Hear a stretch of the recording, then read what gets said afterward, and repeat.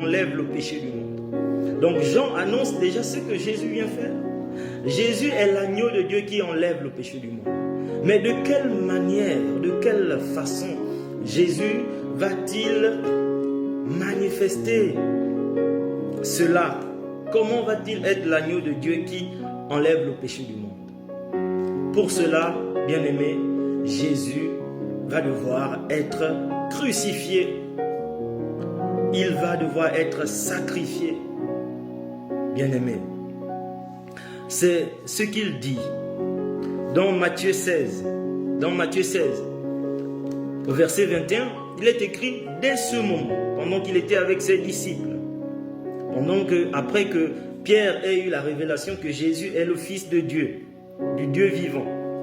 Dès ce moment, Matthieu 16, verset 21, Jésus commença à montrer à ses disciples, il commence à montrer qu'il devait aller à Jérusalem, beaucoup souffrir de la part des anciens, des chefs des prêtres et des spécialistes de la loi, être mis à mort et ressusciter le troisième jour, bien-aimé.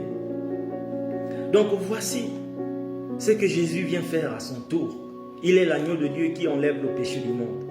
Bien-aimé, pour enlever le péché du monde, Jésus doit être mis à mort et ressuscité.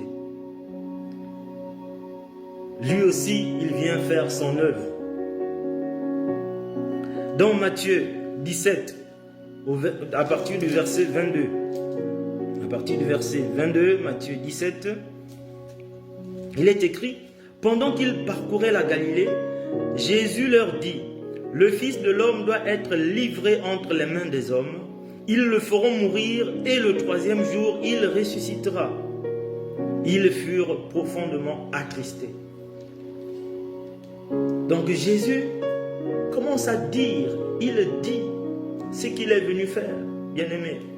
Il est avec nous, c'est vrai, il marche avec les disciples, il fait des miracles, les gens apprécient, les malades sont guéris, c'est très bien. Mais bien-aimé, Jésus a une mission.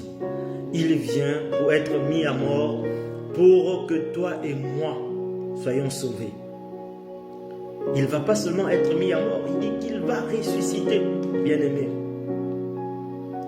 C'est pourquoi dans Ésaïe 53, il est écrit que le châtiment qui nous donne la paix est tombé sur lui.